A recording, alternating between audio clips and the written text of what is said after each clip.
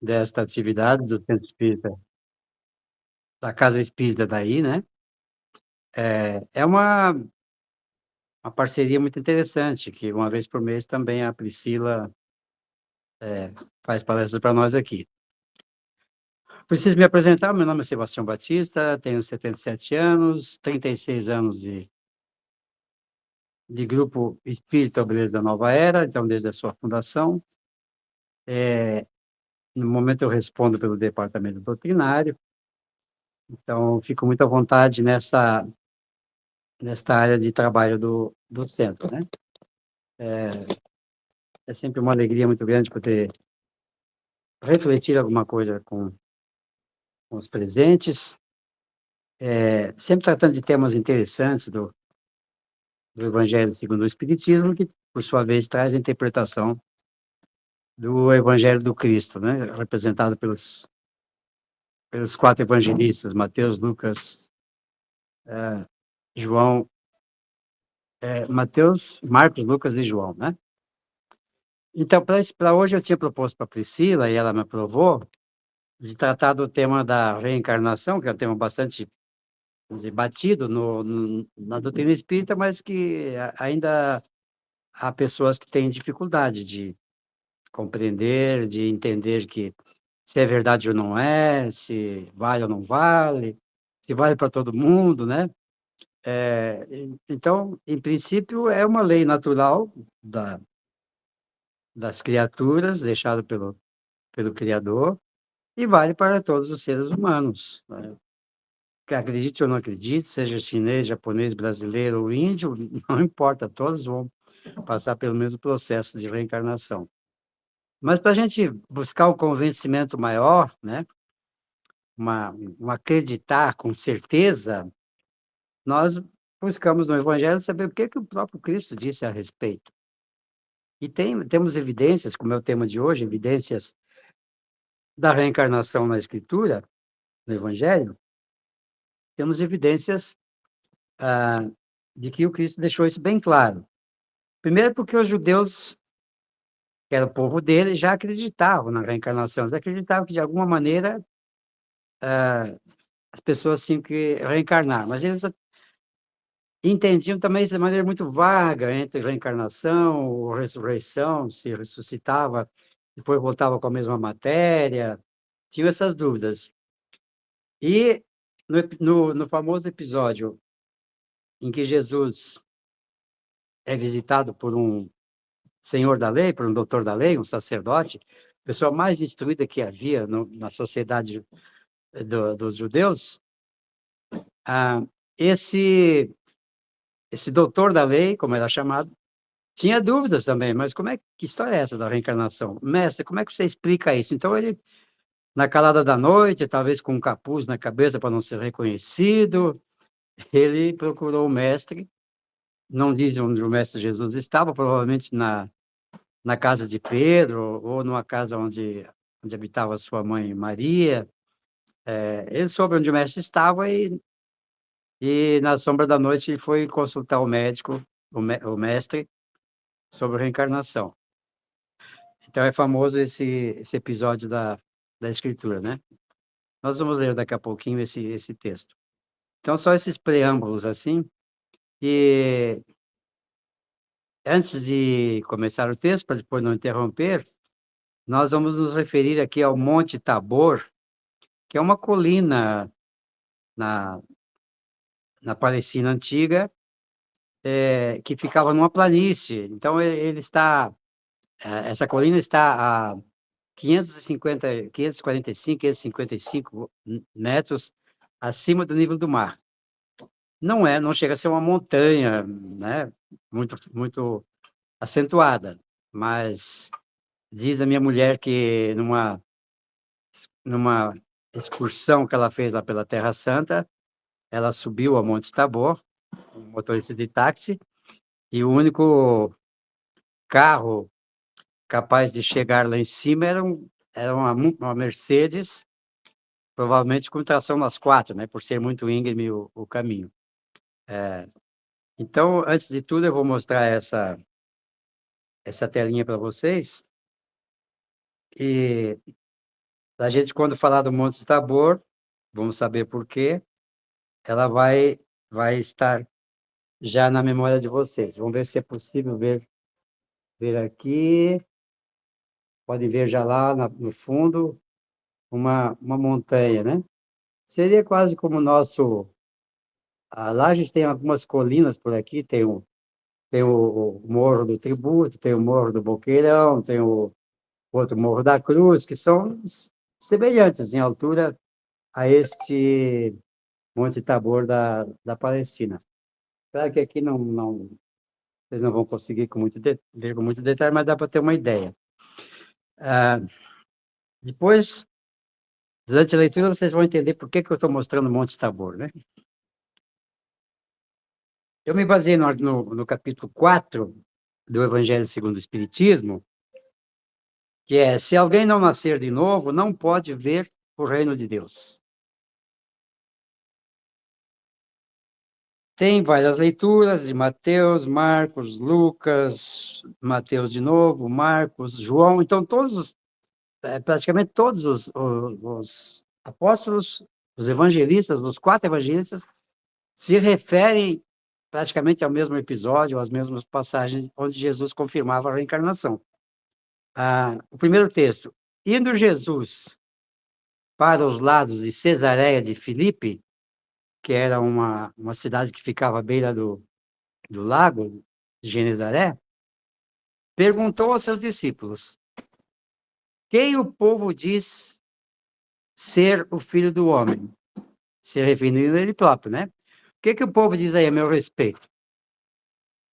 E eles responderam: uns dizem João Batista, outros Elias e outros Jeremias ou algum dos profetas.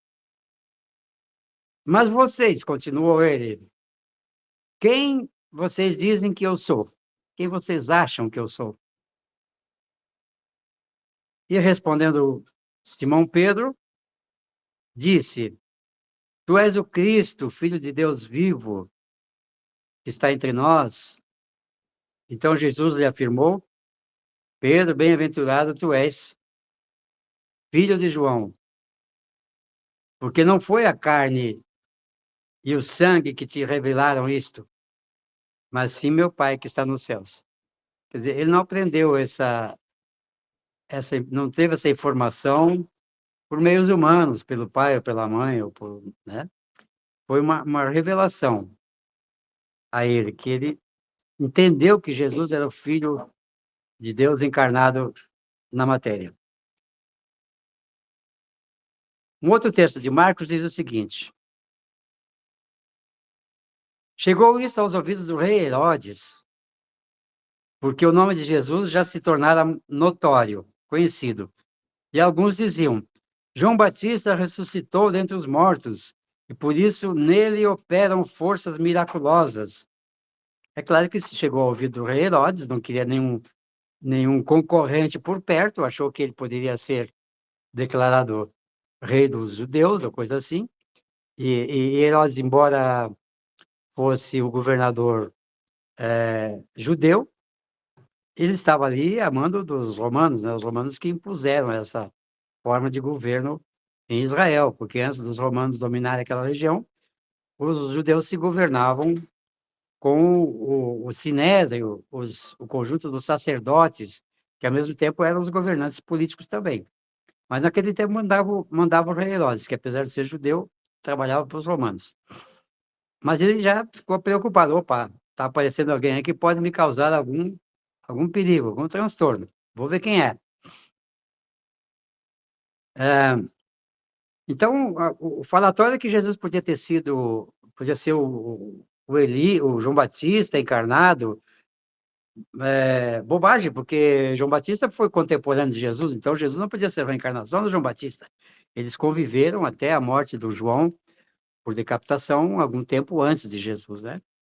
Então não podia ser o João Batista.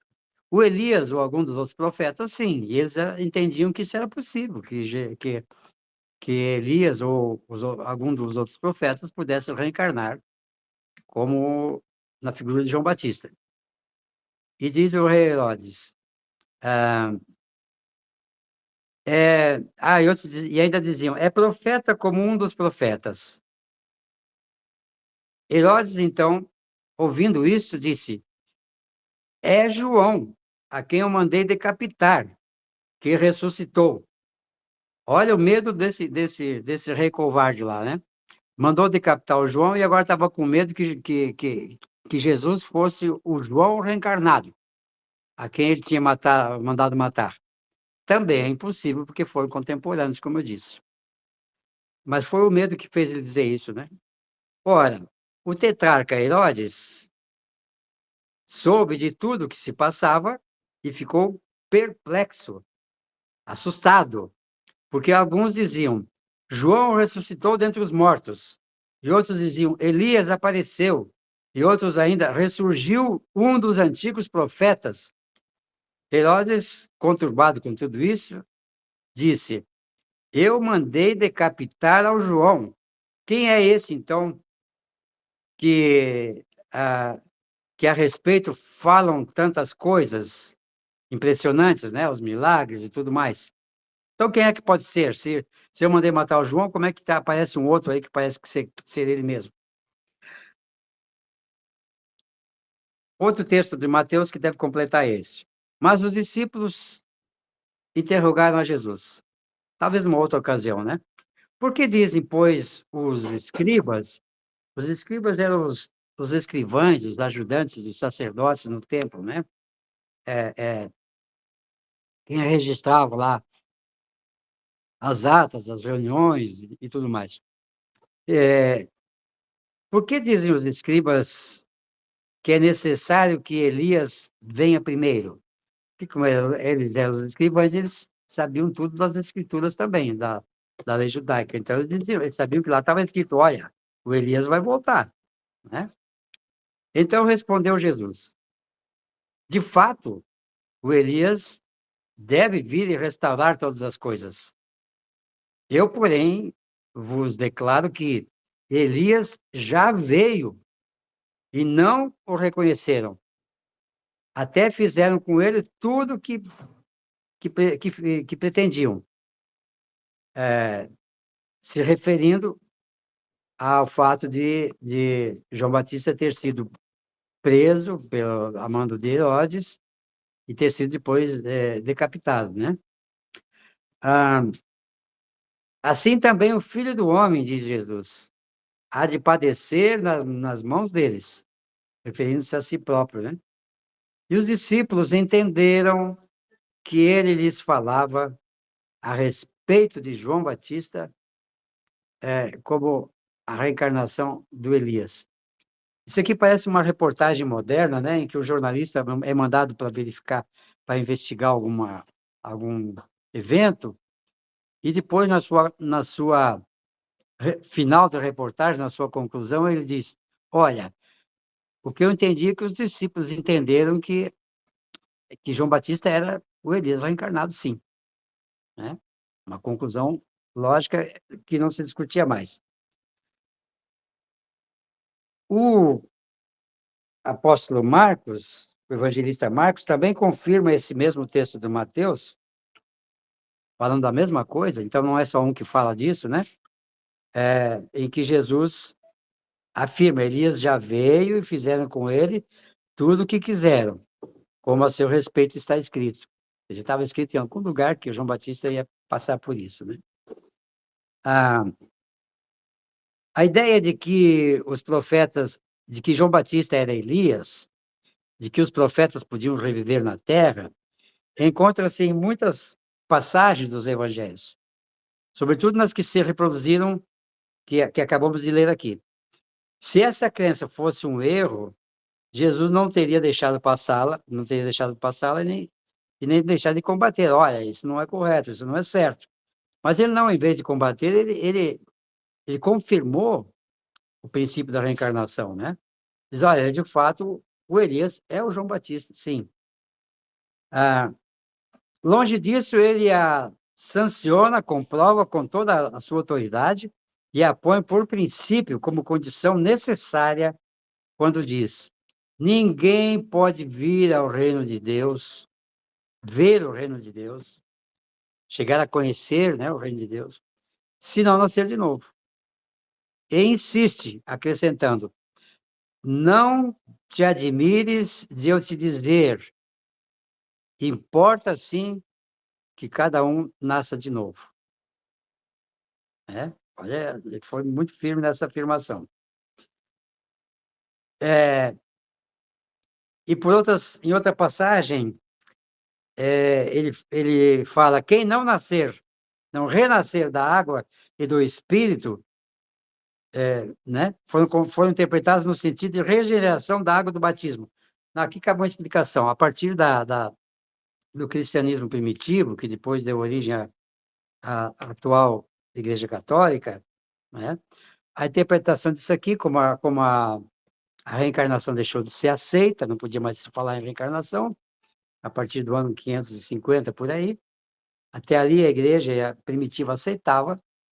Então, como não se podia mais falar de reencarnação, passaram a interpretar que essa coisa de nascer de novo era um nascimento simbólico pelo batismo. Cada vez que alguém fosse batizado, estava renascendo, estava nascendo de novo por uma outra vida, por uma vida renovada e tal, né? E não sei, não convence muito, né? Dizer que simplesmente por um batismo você passa a ser outra criatura. Isso não é isso que Jesus disse. Jesus disse que Elias passou a ser João Batista. Então, ele não continuou sendo Elias. Ou então, assim, o João Batista, quando batizou o Cristo poderia ter se tornado uma outra pessoa, e não ele próprio mais.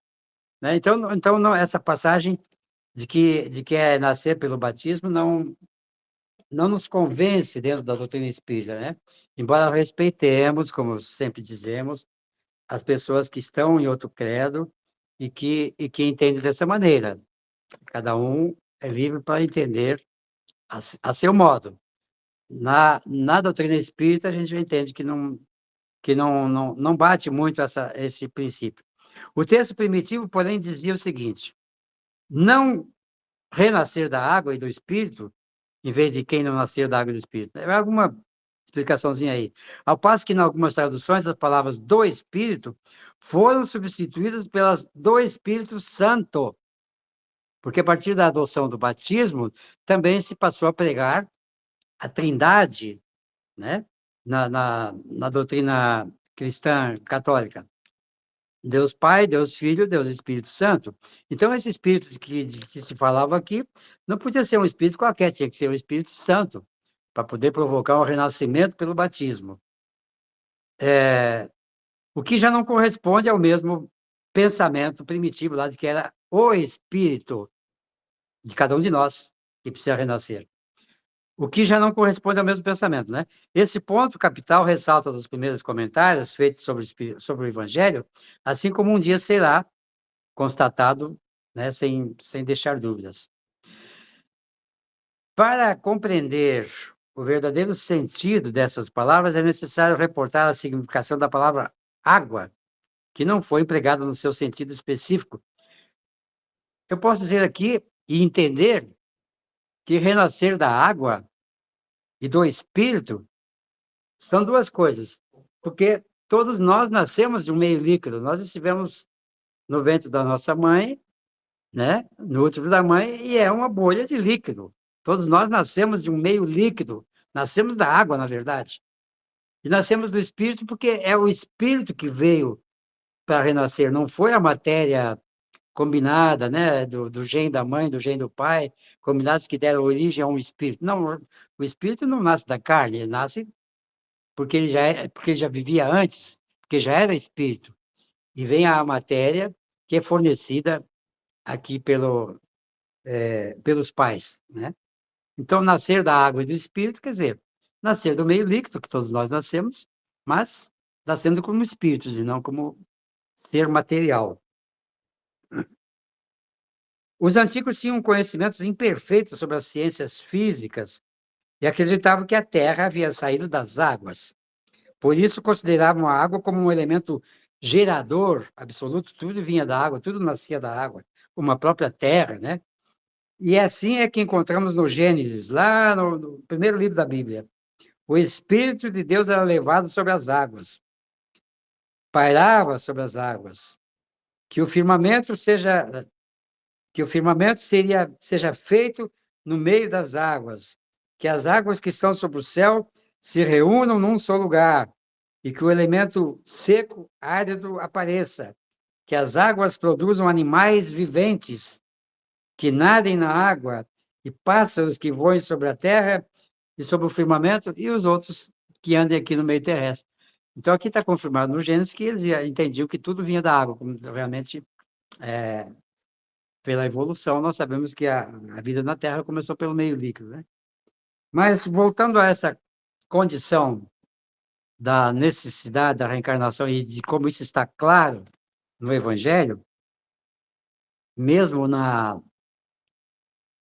mesmo em qualquer Bíblia, as religiões cristãs que têm as suas versões da Bíblia, igrejas evangélicas, mórmons, luteranos, anglicanos lá na Inglaterra, todos vão falar em algum lugar, né? Tem essa passagem de que Jesus falava de Elias como João Batista, mas cada um interpreta a sua maneira para não ter que aceitar a, a reencarnação. Vamos ver aqui uma passagem onde Jesus discute isso com Nicodemos. Eu não marquei aqui, mas deixa eu ver se eu localizo rapidamente.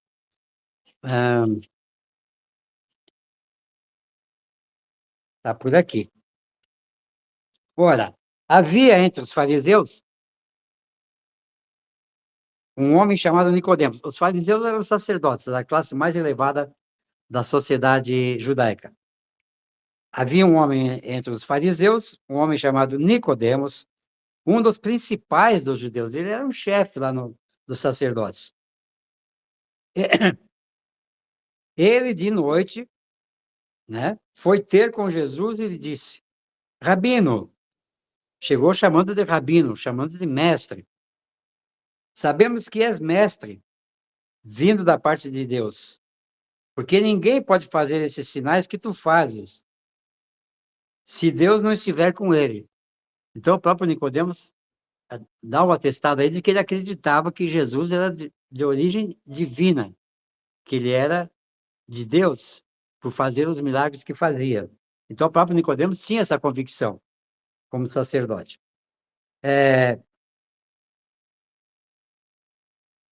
E diz assim: a isto respondeu Jesus: em verdade, Nicodemos, em verdade eu te digo que se alguém não nascer de novo, não pode ver o reino de Deus. E perguntou-lhe Nicodemos: como pode, mestre, um homem nascer sendo velho como eu? Pode, por acaso, voltar ao ventre da mãe por uma segunda, e nascer uma segunda vez? Que era uma ideia absurda, né? Como ainda é. Respondeu Jesus: em verdade te digo, Nicodemos, quem não nascer da água e do Espírito, a letrinha tão pequenininha aqui, gente, que eu me perco na caminhada. Quem não renascer da água e do Espírito não pode entrar no reino de Deus. O que é nascido da carne é carne, e o que é nascido do Espírito é Espírito. Para explicar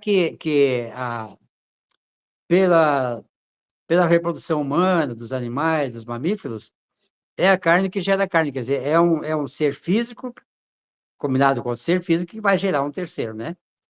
Ah, mas ele diz, mas o espírito não vem da carne, né? Não é a matéria que gera o espírito, ele já vem pronto. E mais adiante, não te admires, pois, portanto, de, de eu te dizer, importa-vos nascer de novo. O Espírito sopra onde quer, ouves a sua voz, mas não sabes de onde vem, nem para onde vai. Assim é tudo que é nascido do Espírito. Quer dizer, o Espírito, até assumir a matéria, é tão invisível quanto o vento, né, que ele compara aqui. Então, perguntou Nicodemos, como pode acontecer isso? E Jesus, meio que dando um puxão de orelha nele, né? Nicodemos, você que é um mestre em Israel, um, um instruído na lei, um doutor da lei, um sabido, né?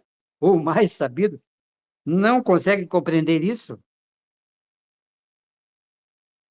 Em verdade, eu te digo que nós dizemos o que sabemos e testificamos o que temos visto. Então, que as pessoas só acreditam naquilo que vem, naquilo que já sabem, né?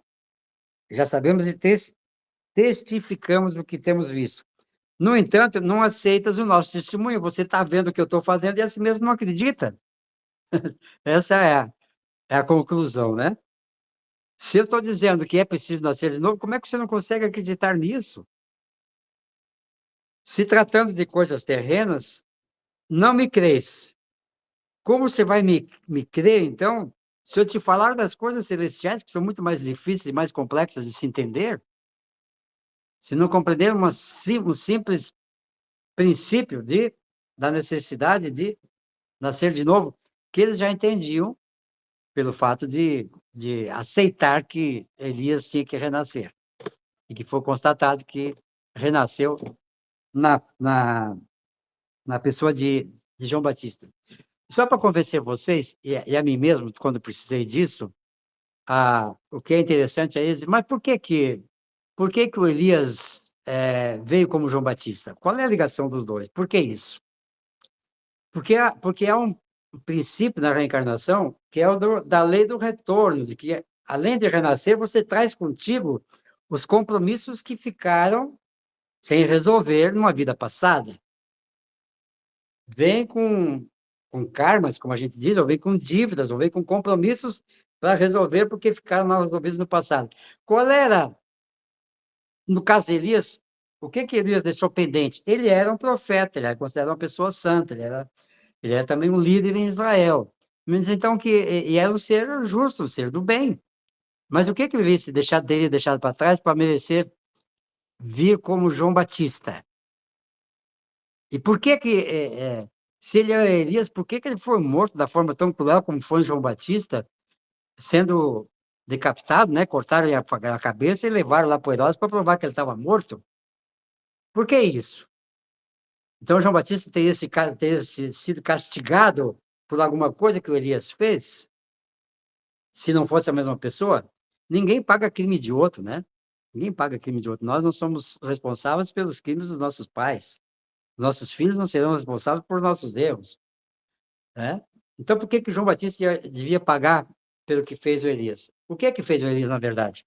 O Elias, como líder do povo judeu, o povo judeu era rodeado de outros pequenos povos, e cada um tinha os seus deuses lá, né? Tinha Deus para tudo e tal. E tinha o Deus Baal, que era o mais cruel, que exigia sacrifício de crianças e tudo. E os judeus ficavam muito incomodados com isso, porque eles já acreditavam num Deus único e poderoso. E queriam provar isso para os vizinhos, que o Deus deles era mais poderoso que todos os outros que esses povos conheciam. E Elias promoveu ou organizou uma espécie de gincana, para a gente entender melhor, né? Cada, cada povo daqueles que queriam provar que seus deuses também eram verdadeiros, tinha que ir lá no campo aberto, sei lá, naquelas planícies todas, fazer uma fogueira, uma pilha de lenha lá. E qual era o desafio? Que essa fogueira prendesse fogo sozinha por força, né, do seu Deus, do Deus daquele povo, daquele grupo. E ganhava a gincana, ganhava o desafio, aquele cujo monte de lenha pegasse o fogo sozinho, né? Não cabe aqui explicar por que que a única fogueira que pegou fogo foi a do Elias, claro, né? Eu tinha certeza disso, que a fogueira dele ia pegar fogo. Se é milagre divino, ou se foram forças naturais, ou se foi uma mediunidade muito forte do Elias, que provocou esse fogo em nome da crença que eles tinham, isso é possível, né? Tem pessoas nos nossos dias que por nada botam fogo num colchão, por exemplo, por um fenômeno mediúnico, aqui em Passo Fundo, não sei onde, aqui por perto, Santa Rosa, se eu não me engano, há uns anos atrás, tinha uma menina que ela deitava na sua cama, o colchão pegava fogo. E se outro deitasse no lugar, não pegava. Então, era um problema. Era um dom, uma característica, uma capacidade mediúnica daquela moça, né? Eu acho que o Elias, como profeta, como ser divino, sacerdote, também tinha esses certos poderes, digamos, até pela concentração da própria mediunidade, de provocar o fogo nessa pilha de lenha que fizeram. E aí, não satisfeito com isso, que ele ganhou a gincana, que ele mesmo promoveu, não houve nenhuma trapaça aí, houve tudo feito direitinho, né? De contratinho assinado e tudo, que na época não havia isso. Mas, não contente com isso, ele quis mostrar poder diante daqueles sacerdotes convidados, eram mais ou menos 40, e, e quis, para demonstrar que o Deus dele era mais poderoso do que os outros, castigou a todos os participantes que perderam a gincana. De que maneira? Passando a espada no pescoço de todo mundo. Mandou matar, sacrificar aqueles 40 sacerdotes que participaram do concurso lá, da gincana. Foi uma coisa cruel, né?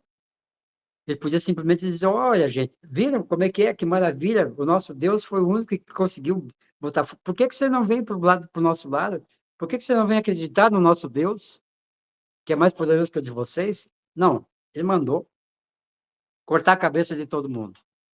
Essa dívida de 1.500 anos atrás, não, mais de 1.000 anos atrás, antes de João, foi repassada, ou ele trouxe consigo quando reencarnou como João Batista.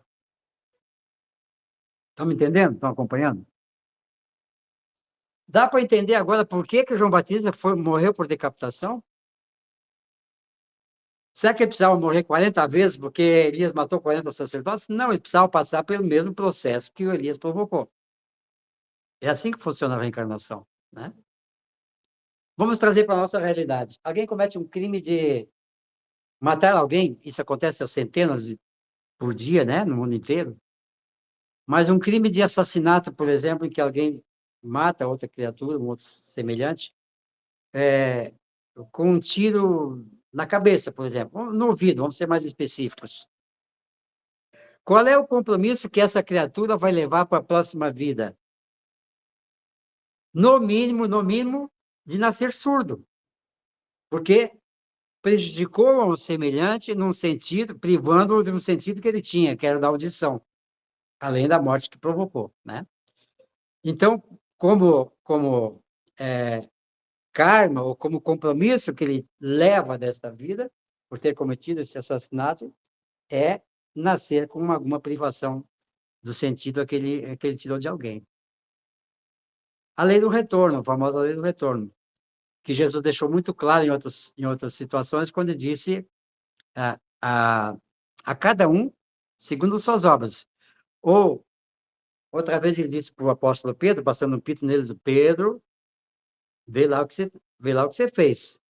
Quem fere com ferro, com espada, vai passar por isso. E como é que Pedro morreu? Não bastava ele ser morto pela espada. Ele não queria nem chegar perto das crueldades que o mestre dele passou. E quando foi condenado à morte por crucificação, ele pediu para ser crucificado de cabeça para baixo. Né? Gente, 8h11, eu tenho algum tempo ainda?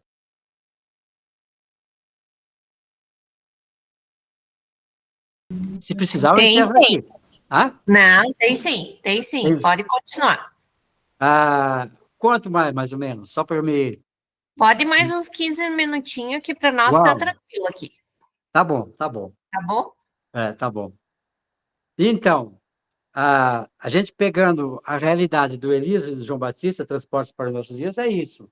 Qualquer coisa que a gente faça que maltrate, que dê prejuízo, não material, mas, né, que prejudique um semelhante, aquilo sobra para nós como um compromisso de resolver, de reparar esse dano numa outra existência, né? E qual é a moeda divina para reparar esse dano, se não quiser perder o pescoço na outra vida por ter matado alguém aqui, perder o pescoço em termos, né? É fazer o maior bem possível. É a lei do amor que cobre todos os pecados, né? Quanto mais bem você fizer ao semelhante, mais são atenuadas, nós, você, eu estou dizendo eu também me incluindo, mais são atenuados os nossos compromissos mais pesados de resolver coisas que ficaram mal resolvidas, né? Esse é o princípio da reencarnação. Por isso que Jesus deixou tão claro na história do Nicodemos. Diz, olha, precisa nascer de novo. Por quê? Porque não basta... Aí vem outra coisa muito interessante, que não basta uma vida aqui para a gente aprender tudo que precisaria para ser um cidadão desse reino de Deus que Jesus pregou, né? Que reino era esse? Ele disse lá para Pilatos, meu reino não é desse mundo, é de uma outra realidade que vocês não conhecem, que é o reino espiritual, o reino onde moram a maioria dos espíritos. É, a Shirley está fazendo uma contribuição aqui. Ela disse que numa reencarnação é impossível reparar todos os erros que nós já cometemos, né? E muitas outras vidas que já tivemos. Então, se você fosse considerar que só vive uma vida aqui, vamos esquecer a ideia da reencarnação. Eu vim nessa vida como um ser que não sabia de nada, da vida e do mundo, e eu tenho que aprender tudo numa vida para merecer, para participar desse reino dos céus. Em plenitude, sabendo de tudo, conhecendo tudo. Não é possível, né? Claro que uma pessoa de 80 anos, quantas coisas ela pode aprender em 80 anos, mas para aquela criaturinha que veio com 3 anos e morreu de câncer, aprendeu o quê? Então, a ideia de uma vida única e depois ficar lá num reino que a gente não sabe onde é, esperando a ressurreição e que todos vão ressuscitar ao mesmo tempo, primeiro que não caberia no planeta, né? Que só tem reencarnados aqui, nós já somos 8 bilhões e poucos de criaturas, e se fossem reencarnar todos os que já morreram, caramba, vai aos bilhões. Não teria lugar para todo mundo. Porque Jesus disse em outra ocasião que só 1/3 dos habitantes da Terra, dos seres humanos, merecerão estar aqui na matéria, em algum tempo futuro. Bom, vamos considerar 1/3 de 8 bilhões, vamos arredondar para 9, seriam 3 bilhões. Então já está sobrando gente aqui, né? Se tem lugar para 3 bilhões numa Terra modificada, num futuro que nós não sabemos, 1.000 anos, 2.000 anos, 10.000 anos, não importa, na eternidade não se mede assim. Mas se tiver lugar para 1/3 dos que habitam atualmente, já está sobrando gente aqui, porque seria lugar para 3 bilhões, nós somos já 8, quase 9. Né? Então, a ideia de ressurreição simultânea para todos que já morreram também não cabe na nossa cabecinha, né? É como você pegar para uma criança um joguinho com 9 peças, como aquele do jogo da velha, né? E querer encaixar numa outra bandejinha que só tenha 3 lugares. São 9 pecinhas, mas como é que eu vou encaixar aquelas 9 num lugar que só cabe 3? Vai sobrar peça. Isso qualquer criança que esteja aprendendo a lidar com joguinhos e encaixar vai entender que aquelas peças não cabem ali, né? Então, o mecanismo possível que na sabedoria divina ele deixou como lei natural para todos os seres criados da possibilidade de nascer de novo. E daí nós vamos trocando de lugar, né? Alguns vão para lá, outros vêm para cá e tal. E assim a gente vai se reformando. Por quê? Aquilo que nós não aprendermos numa existência, seja por querer aprender ou por necessidade de aprender, porque erramos muito, né? Nós vamos assim, de vida para vida, acumulando conhecimentos. Não só conhecimentos, mas a vivência de seres mais espiritualizados, mais puros, mais divinizados, né? Como é que você explica, por exemplo, todos já devem ter visto nos vídeos que passam aí nos celulares, na internet, crianças que estão vindo com 1 ano e meio, 3 anos, 5 anos, dando concerto de piano com orquestra, acompanhados de orquestra. Coisas que no passado, há 200 anos atrás, temos o Mozart, que começou a tocar em público com 5 anos, mas era considerado até hoje um gênio. E são 3 ou 4 gênios desses aí até agora. Como é que agora tem tantas criaturinhas com essa capacidade de fazer a mesma coisa que fez um Beethoven, um Mozart em idade madura, aos 3 ou 4 anos? Ele teve tempo de aprender nessa existência, tudo que já sabe? Nós temos que imaginar, temos que entender que deve ter adquirido essa habilidade, essa condição em vidas passadas, ou ao menos numa outra vida, né? E traz consigo esse conhecimento. Nós trazemos as nossas habilidades. Tem gente que gosta, que tem muita habilidade para uma profissão, outro para outra, outro para... Né? No caso dos músicos, então, se não nascer com essa habilidade, vai ter que aprender por muito esforço, porque é uma atividade humana difícil de se aprender, né? Então, seria impossível aprender numa vida só. E cada um pode se imaginar, nossa, mas eu gostaria de ser tantas coisas na vida que eu, nessa vida, só sei fazer uma, né? Eu gostaria de ser médico, gostaria de ser um cientista, gostaria de ser um astronauta. Ué, é possível ser tudo isso, mas em sequência. Numa vida só, fica difícil, né?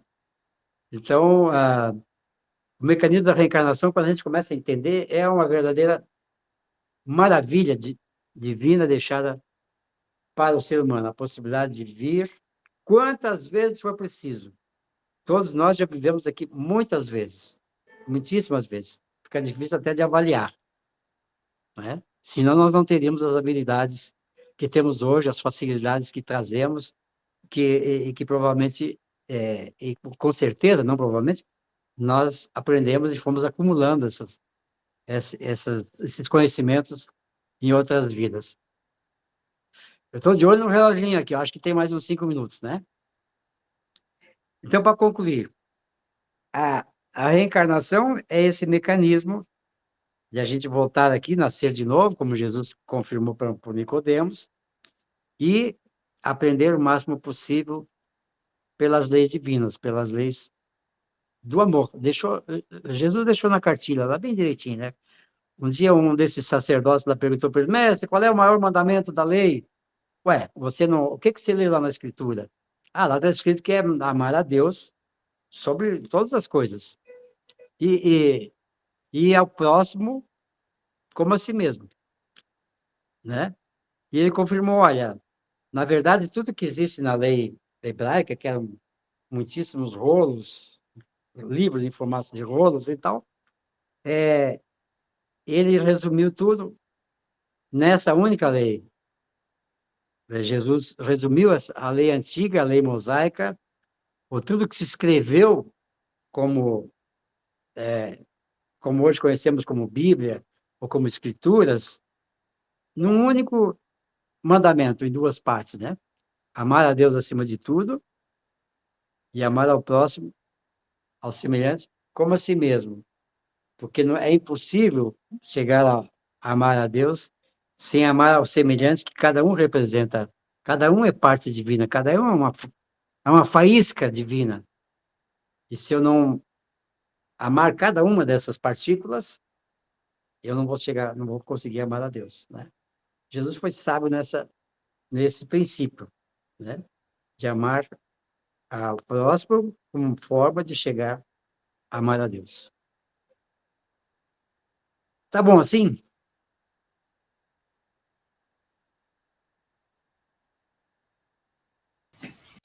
O senhor não escutou, mas a resposta foi tá ótimo.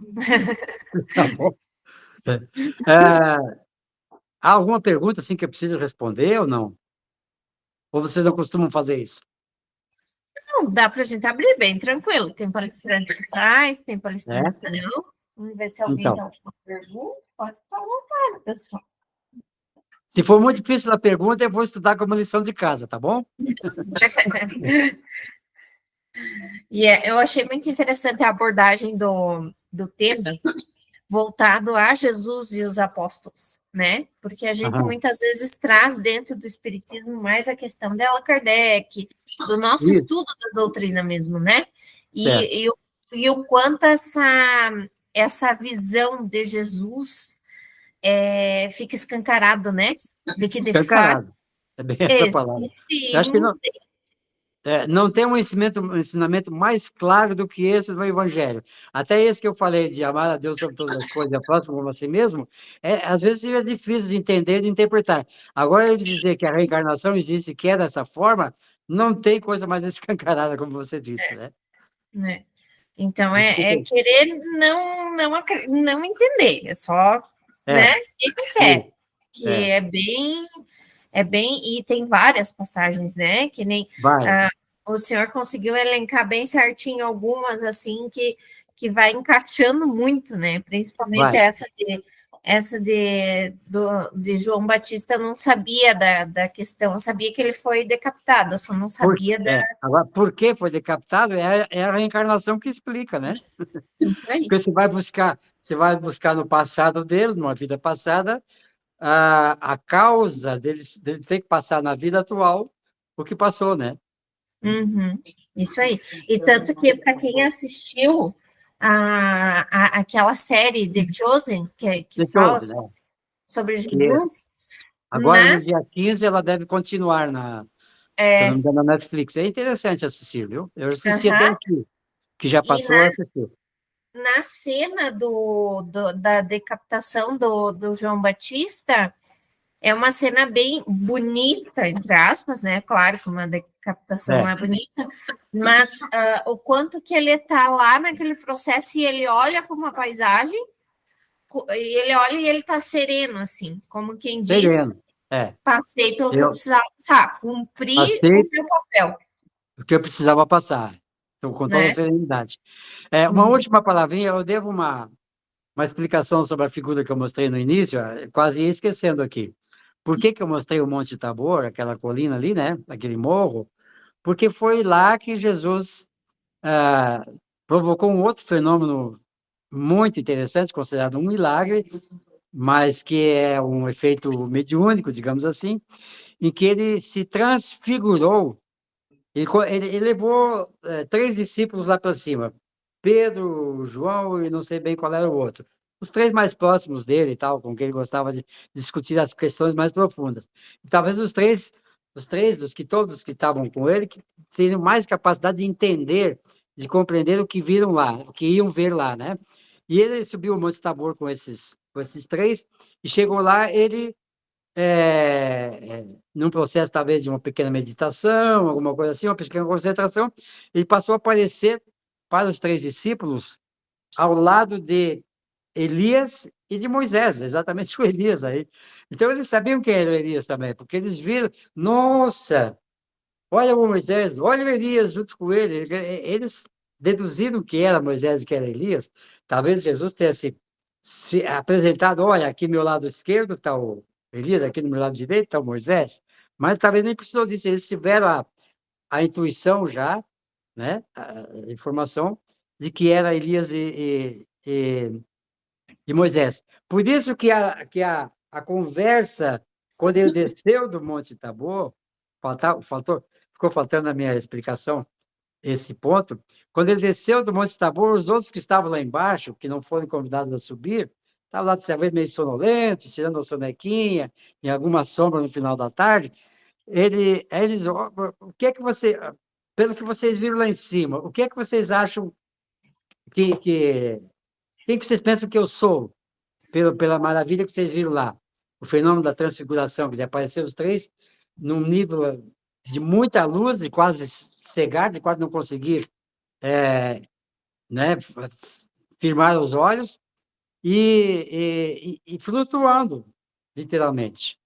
Então, pela maravilha que vocês viram, quem que vocês acham que eu sou? Olha, você tem que ser o Filho de Deus entre nós, porque não há outra explicação, né? Daí que surgiu a conversa da reencarnação, né? E estava lá o Elias, transfigurado também, né? Aparecendo como Elias e não como João Batista, que a essas alturas já tinha sido decapitado, né? E olha que coisa interessante também, como a reencarnação não é uma coisa assim que você diz, Deus vai fazer um milagre e vai me dispensar desse compromisso, desse peso, dessa doença, dessa dívida, não sei o quê. Deus vai me perdoar disso. Não, aquilo que você tem que passar, vai passar sim, não importa quem você seja. João Batista era primo de Jesus, tinha 6 meses de diferença de idade, e eu, como eu digo assim, mesmo sendo primo do homem mais importante da época e até hoje, ele não foi poupado do que ele tinha que, que ele tinha que passar. É? Então, a lição que fica é que nós, aquilo que vier para nós, eu não posso reclamar de ninguém, nem que é castigo de Deus, porque é alguma coisa que eu tenho o compromisso de resolver. Né? Isso aí. O senhor faz a oração final para nós, então? Vou fazer uma bem curtinha. Então, tá bom. Eu vou pedir a participação de vocês. Eu gosto muito